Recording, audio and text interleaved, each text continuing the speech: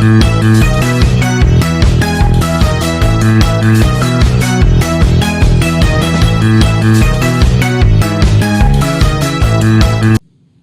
pagi, baik di sini kami dari kelompok mobil computing. Kami akan memperkenalkan kami terlebih dahulu sebelum kami akan menjelaskan eh, aplikasi yang telah kami buat. Baik, pertama saya akan memperkenalkan saya terlebih dahulu. Perkenalkan, nama saya Novianto Chandra. Nama saya Tarti Aryani. Nama saya Margaret Katia. Nama saya Aska Jordana. Nama saya Rianti. Nama saya Anastasia Dewi. Nama saya Desi. Nama saya Fitri Ramadhani. Baik, demikian perkenalan dari kami. Berikutnya kami akan menjelaskan aplikasi yang telah kami buat. Selamat pagi dan salam sejahtera untuk kita semua. Di sini saya akan menjelaskan aplikasi berbasis web, yaitu tentang aplikasi e-presensi, di mana spesifikasi kebutuhan perangkat lunak. Nah, di sini ada deskripsi umum sistem, yaitu e-presensi merupakan aplikasi berbasis web yang digunakan oleh mahasiswa untuk melakukan pencatatan kehadiran perkuliahan secara online, terstruktur, dan real-time melalui perangkat yang menghubungi ke internet. Nah, di sini ada penjelasan e-presensi, yaitu 1. Berbasis web, yang kedua, tujuan pengguna, yang ketiga, fungsi utama, yang keempat, fitur pendukung, yang kelima, keunggulan, yang keenam, manfaat bagi mahasiswa dan kampus. Nah, di sini ada fungsi produk dari aplikasi berbasis web, yaitu aplikasi e-presensi, yaitu administrator melakukan login ke dalam sistem. Yang kedua, admin melihat daftar anggota e-presensi mahasiswa. Yang ketiga, admin menambah anggota e-presensi sesuai dengan data yang diajukan. Yang keempat, admin merubah data anggota e-presensi. Yang kelima, admin menghapus data anggota e-presensi. Yang keenam, admin menambah menu daftar mata kuliah. Yang ketujuh, admin menghapus menu daftar mata kuliah. Yang kedelapan, user dosen melakukan login ke dalam sistem. Yang kesembilan, user mahasiswa melakukan login ke sistem. Sekian penjelasan dari saya. Akan dilanjutkan oleh rekan saya, yaitu Fitri Ramadhani. Sekian, terima kasih. Baik, saya di sini akan melanjutkan penjelasan dari rekan saya tadi. Di sini saya akan menjelaskan tentang karakteristik pengguna. Ada 3, yaitu administrator, user dosen, dan yang ketiga user mahasiswa. Jadi,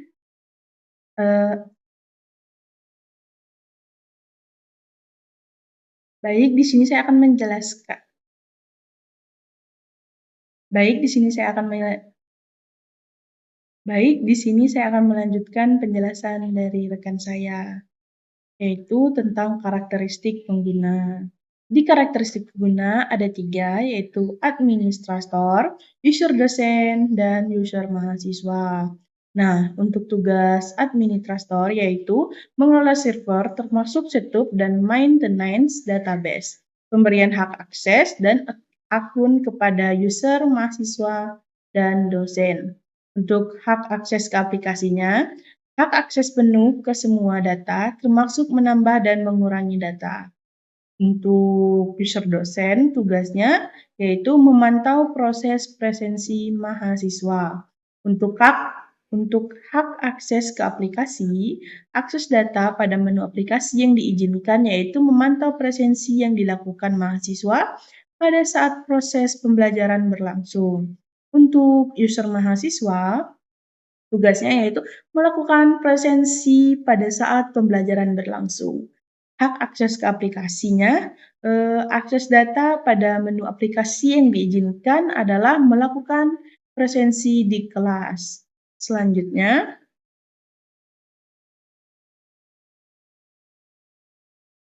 batasan data e-presensi web. Batasan pengembangan sistem aplikasi berbasis web ini mempunyai batasan-batasan antara lain, yaitu ada 2. Yang pertama yaitu sistem yang masih bersifat komunitas eksklusif, yang berarti belum bisa diakses secara bebas oleh pihak di luar jurusan informatika. Yang kedua, Konten sistem baru dapat diisi atau diupdate ketika mendapat request atau pengajuan dari dosen yang menjadi kontributor konten yang utama. Selanjutnya, kebutuhan antarmuka eksternal. Antarmuka untuk perangkat keras sistem e-presensi harus menyediakan antarmuka pengguna yang di sini ada 6. Yang pertama, dapat diakses melalui web atau brosur seperti Google Chrome dan Microsoft. Selanjutnya yang kedua, memiliki tampilan yang responsif dan dapat digunakan pada desktop dan perangkat mobile. Yang ketiga, menyediakan halaman login mahasiswa, dosen, dan admin. Selanjutnya dashboard mahasiswa, halaman presensi, riwayat, dan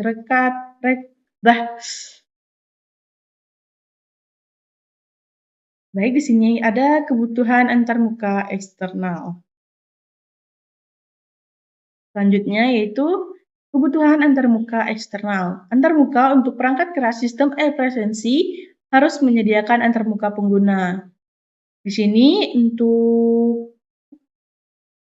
antarmuka penggunanya ada 6. Yang pertama, dapat diakses melalui web browser seperti Google Chrome atau Microsoft. Yang kedua, memiliki tampilan yang responsif dan dapat digunakan pada desktop dan perangkat mobile. Yang ketiga, menyediakan halaman login untuk mahasiswa, dosen, dan admin.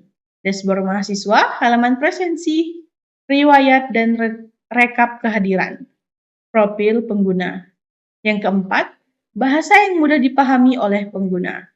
Yang kelima, menampilkan notifikasi status presensi, berhasil atau gagal. Selanjutnya yang terakhir, memiliki navigasi yang jelas dan konsisten. Selanjutnya ada data recruitment. Ada 3, yang pertama untuk dosen, memuat semua data-data dosen termasuk dari username, password, dan mata kuliah yang diampu. Selanjutnya data mahasiswa, memuat semua data-data mahasiswa termasuk username, NIM, dan password. Dan yang terakhir yaitu data mata kuliah, memuat segala mata kuliah yang terdaftar dalam jurusan teknik informatika. Selanjutnya ada non-functional recruitment. Ada 4, yaitu availability, yang kedua ergonomi, yang keempat portability, dan yang terakhir security.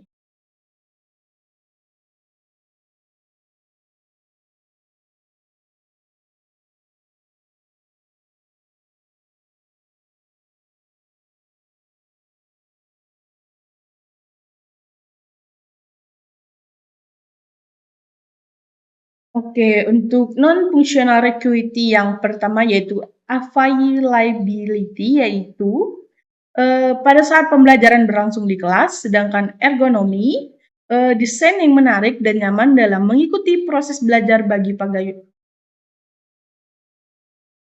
Selanjutnya menjelaskan tentang non-functional recruitment. Selanjutnya membahas tentang non-functional recruitment. Yang pertama yaitu ada availability, yaitu pada saat pembelajaran berlangsung di kelas. Yang kedua, ergonomi, yaitu desain yang menarik dan nyaman dalam mengikuti proses belajar bagi para user. Yang ketiga, portability, yaitu mampu dijalankan di berbagai jenis web, browser, terutama Google Chrome. Dan yang terakhir yaitu security, yaitu akun dari masing-masing user maupun admin harus menggunakan enkripsi data agar menghindari penembusan sistem dari pihak luar. Untuk selanjutnya, batasan perancangan. Di batasan perancangan, ada yang pertama yaitu platform system, yaitu sistem dirancang sebagai aplikasi berbasis web dan hanya dapat diakses melalui web browser. Selanjutnya, akses pengguna, yaitu sistem hanya dapat digunakan oleh pengguna terdaftar seperti mahasiswa, dosen, dan admin. Selanjutnya, koneksi internet. Sistem membutuhkan koneksi internet aktif untuk melakukan presensi dan mengakses data. Selanjutnya, waktu presensi. Presensi hanya dapat dilakukan sesuai jadwal perkuliahan yang telah ditentukan. Presensi di luar waktu yang ditetapkan tidak akan tercatat oleh sistem. Selanjutnya, metode presensi. Metode presensi yaitu presensi dibatasi menggunakan metode yang telah ditentukan seperti login akun, kode QR. Metode presensi lain di luar sistem tidak didukung. Selanjutnya, perangkat yang digunakan, yaitu sistem hanya mendukung perangkat yang memiliki brosur modern, fitur tertentu seperti kamera dan GPS, bergantung pada kemampuan perangkat pengguna. Selanjutnya, keamanan data. Sistem menggunakan mekanisme keamanan standar yaitu login dan enskripsi data. Sistem tidak menjamin keamanan data jika terjadi pelanggaran dari sisi pengguna, misalnya berbagi akun. Dan yang terakhir yaitu lingkup penggunaan. Sistem dirancang hanya untuk keperluan presensi perkuliahan, tidak mencakup penilaian akademik atau manajemen keuangan. Nah, ini adalah hasil ekspor database dengan menggunakan phpMyAdmin. Nah, databasenya yaitu presensi QR18. Servernya yaitu menggunakan MariaDB dengan PHP 7.430. Nah, database ini digunakan untuk sistem presensi siswa berbasis QR code. Nah, perintah awalnya seperti set SQL mode, starter transaction, set time zone. Nah, ini berfungsi untuk mengatur mode SQL, menjamin konsistensi data dengan transaksi. Selanjutnya itu menyamakan zona waktu database. Nah, selanjutnya itu yang bawahnya ada struktur dari tabel absensi. Nah, tabel absensi ini menyimpan data utama, presensi per kelas dan pertemuan. Nah, fungsi kolom ini yaitu ada primary key-nya yaitu ID absensi. Selanjutnya ada kode. Kode unik ini absensi biasanya berisi QR code. Selanjutnya ada nama, yaitu berisi nama kegiatan atau mata pelajaran. Selanjutnya ada kelas ID. Nah, ini ID kelas yang mengikuti absensi. Selanjutnya ada tanggal. Nah, ini ada tanggal absensinya. Tanggal absensi yang dilakukan pada saat kelas berlangsung. Selanjutnya ada jam masuk yaitu waktu mulai presensi dan jam keluar yaitu waktu akhir presensi. Nah, selanjutnya yaitu ada tabel absensi detail. Nah, di sini tabel ini menyimpan detail kehadiran setiap siswa. Fungsi dari kolom-kolomnya yaitu ada ID ini berisi primary key atau kunci atau kata kuncinya. Selanjutnya ada kode absensi. Selanjutnya ada siswa ID, ini berisi ID siswa. Selanjutnya ada absen masuk, yaitu waktu siswa melakukan absen masuk. Selanjutnya ada telat, status keterlambatan dari siswa. Selanjutnya ada absen keluar, yaitu waktu absen keluar atau absen selesai dilakukan. Selanjutnya ada izinkan ini, yaitu status izin apabila siswa tidak masuk atau melakukan izin. Selanjutnya ada surat keterangan atau suket. Selanjutnya ada keterangan atau catatan tambahan dan created at atau update at waktu pencatatan data. Nah, tabel ini adalah detail kehadiran siswa per absensi. Selanjutnya yaitu dari tabel admin, digunakan untuk menyimpan akun administrator atau guru sebagai adminnya, dimana kita login sebagai admin. Nah, ini kolom yang berisi data dari adminnya atau gurunya atau dosen. Fungsi dari kolomnya yaitu ada ID sebagai primary key atau kuncinya. Selanjutnya ada nama admin, ada username login. Selanjutnya ada password, ada role atau hak akses, misalnya hanya admin atau guru atau dosen yang bisa melakukan akses ke dalam web. Selanjutnya is active. Nah, ini status akun aktif. Selanjutnya ada foto, ini sebagai foto profil. Selanjutnya created at, update at, waktu data dibuat dan diperbaharui. Nah, selanjutnya yaitu dari struktur dari tabel kelas. Ini menyimpan data kelas. Ada fungsi dari kolomnya yaitu ada ID. Nah, ini ID kelas dan nama kelas. Contoh misalnya ada nama Caca dari kelas 7A. Nah, seperti itu. Selanjutnya ada tabel siswa. Nah, tabel siswa ini digunakan untuk menyimpan data siswa. Nah, ini yang pertama ada ID. ID ini sebagai primary key. Selanjutnya ada nomor induk. Nah, ini berisi nomor induk siswa. Ada nama siswa, kelas siswa, jenis kelamin dari siswa, tanggal lahir siswa, tempat lahir siswa, ada username siswa atau akun untuk siswa login, ada passwordnya. Nah, role ini berisi hak akses dari siswa agar bisa login ke webnya. Nah, is active ini adalah akun yang digunakan siswa itu aktif. Foto, ada foto profil dari siswa.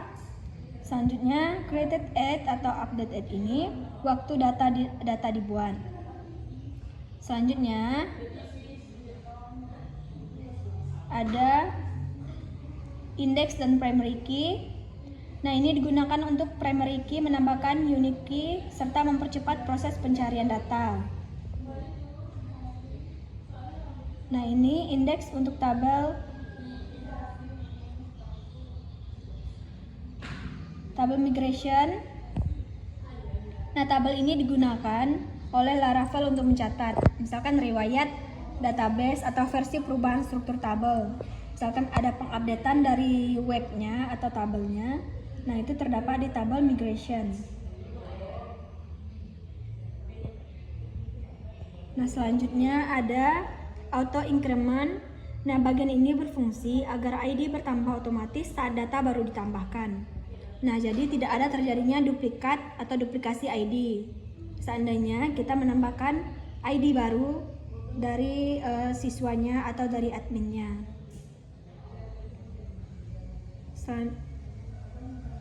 Nah, dari kesimpulan dari database-nya yaitu dirancang untuk mengelola data siswa dan kelas, menyimpan presensi berbasis QR code, memisahkan data absensi utama dan detail kehadiran siswa, dan mendukung sistem login untuk admin, guru, siswa, dan dosen.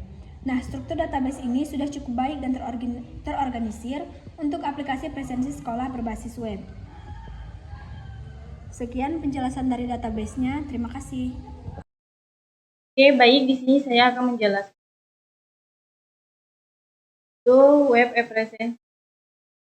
Nah, ini terdapat ada halaman login dan login. Oke, di sini kita masuk.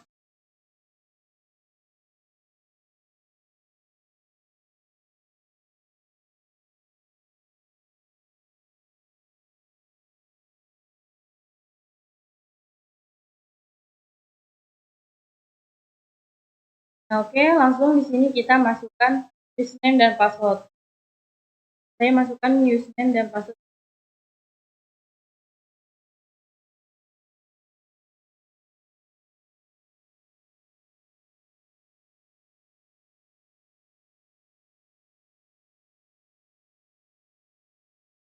Oke.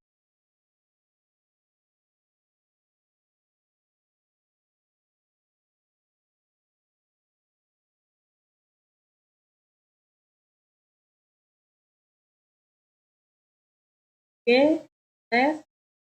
Oke. Oke, di sini ada halaman dashboard. Nah, ini terdapat data-data yang telah kita masukkan.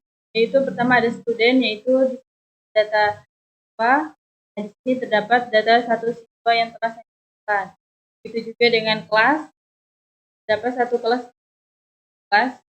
data yang telah saya masukkan, yaitu, dan ada juga data mata kuliah atau mata pelajaran yang telah saya buat. Dapat satu data yang telah saya masukkan dan dapat satu data admin telah buat. Oke, lanjut kita masuk ke menu profil.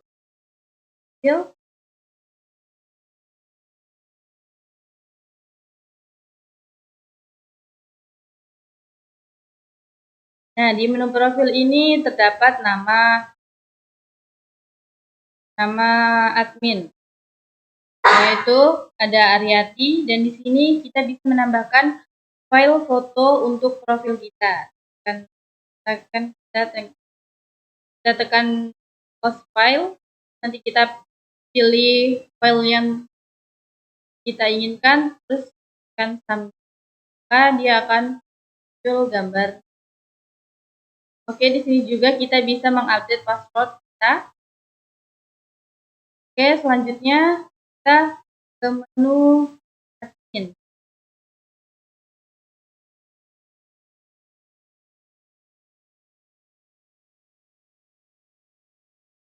Nah, di menu admin ini terdapat data admin yang telah masuk dalam web apprehensi ini. Itu terdapat satu admin, itu ada nama, ada username, ada tanggalnya, dan lanjut kita ke menu kelas.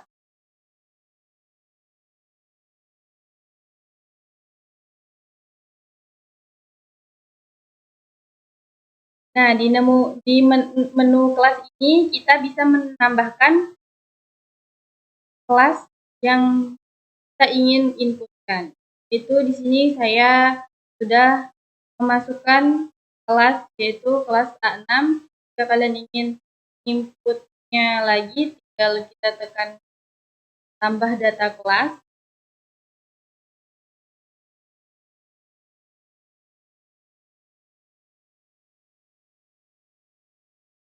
Nah, langsung kita tulis nama kelas apa yang ingin kita masukkan.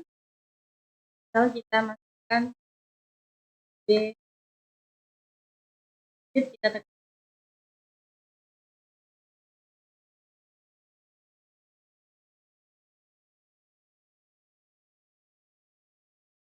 Oke, sukses. Nah, di sini juga kita bisa menghapus data yang telah kita input.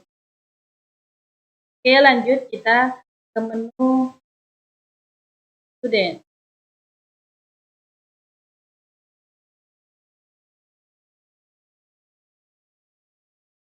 Nah, di menu student ini kita bisa input data siswa atau mahasiswa yang ingin kita masukkan. Jika kita ingin menambah data siswa atau mahasiswa, lalu kita tekan saja tambah.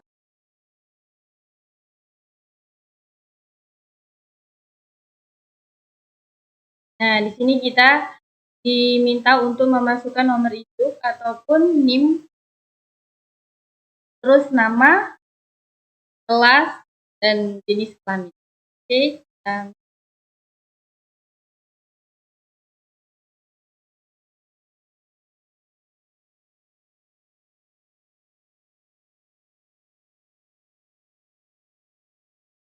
kelasnya tadi yang telah kita sebut, maka dia di sini ada pilihan opsi. Itu ada A6 dan B6. Kita klik B6, kelaminnya, lalu kita tekan.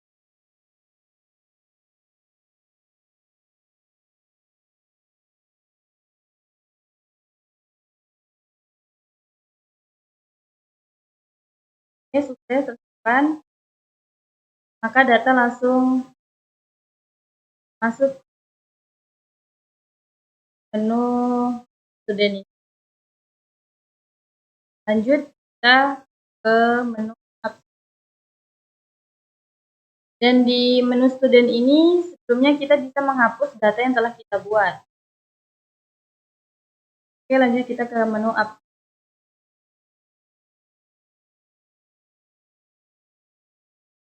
Nah, di menu absensi ini kita membuat jadwal kelas, itu kita jadwal absensi. Ini terdapat ada nama absensi, yaitu nama siswanya, tanggalnya, dan jam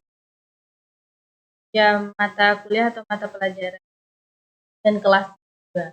Oke, jadi kita akan menambahkan, kita tekan tambahkan data absensi.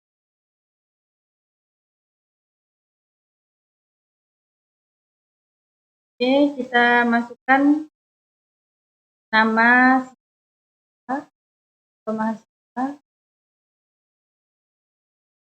Kita masukkan Oke, kita pilih kelas, tanggalnya.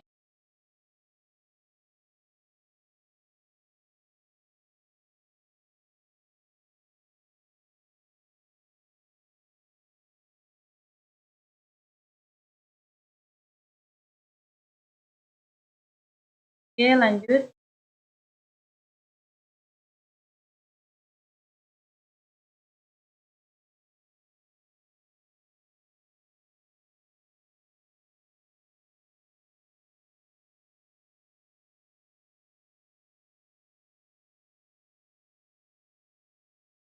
Misalnya kita pilih jam 11 buat 4.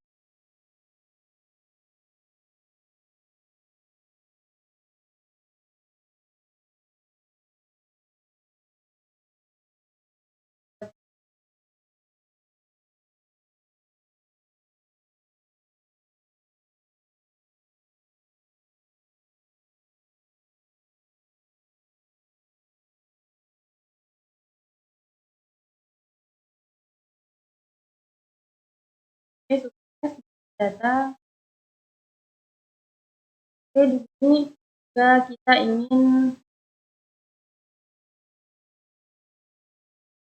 untuk mahasiswa absen, kita absen.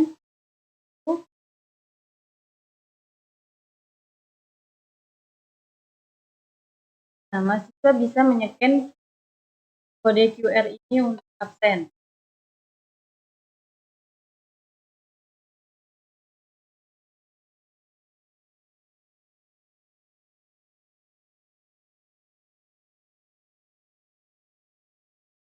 Oke, di sini kita bisa melihat keterangan bahwa mahasiswa itu izin.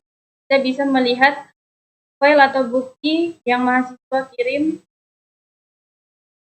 dari akun mereka. Kita bisa lihat, kita bisa izinkan permohonan izin yang mereka minta. Kita bisa menghapusnya juga.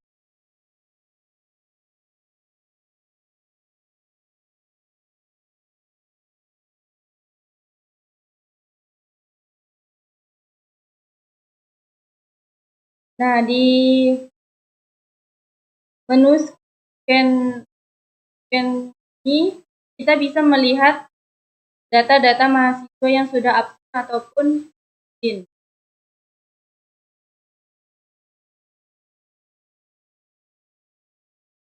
Oke, mungkin itu saja penjelasan dari saya. Mungkin akan dilanjutkan oleh saya. Nah, baik, di sini saya akan melanjutkan hasil menjelaskan bagaimana cara berjalan di ekspresi. Bagaimana kita login mahasiswa. Nah, kita klik login dulu sebagai mahasiswa.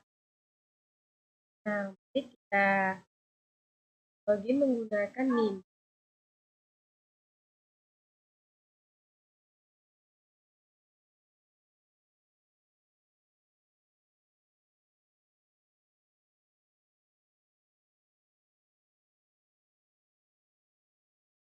Baik, kita sign.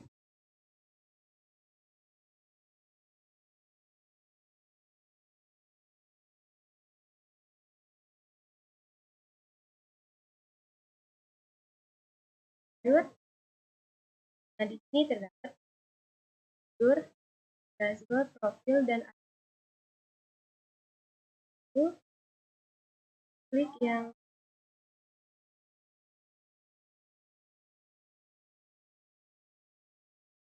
oke. Nah, di absen ini sudah terdapat nama saya, tanggal dan jam kelas. Sudah diisi dengan admin atau dosennya. Ini saya akan buka dashboardnya.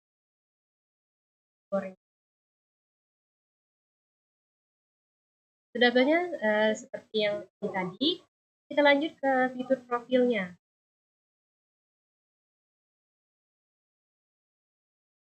Nah, di menu profil ini, di menu profil tampilan akun mahasiswa yaitu terdapat NIM, nama, kelas, jenis kelamin. Oke, kita akan bisa menambahkan tanggal lahir, bisa juga menggantikan password sandi akun tadi. Ada juga kita menambahkan foto profil. Misalnya kita akan menambahkan foto profil. Ini saya akan menambahkan foto profil yang ini ya.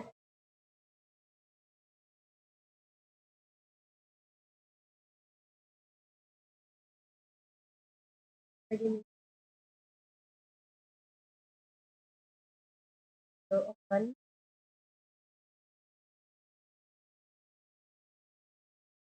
Oke, fotonya sudah. Baik, selanjutnya kita akan melakukan absensi.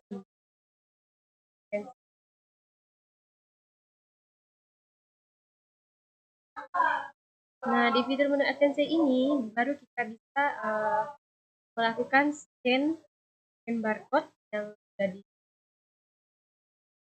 yang sudah dibagikan oleh adminnya.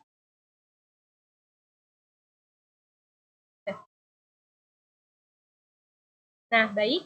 Untuk menyekenkan scan di barcode ini menggunakan handphone. Oke, baik. Di sini saya akan menjelaskan fitur masuk di bagian absensi ini. Pertama masuk, kita klik.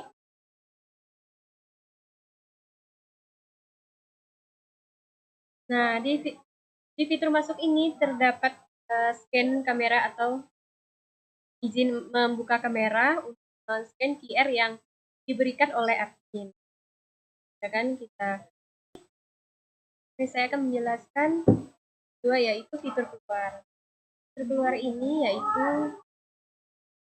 jika menekannya dapat keluar dan tidak melakukan absensi. Lanjut kita ke absensi lagi.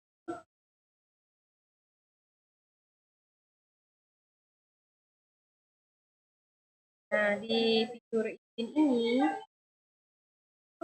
kita klik.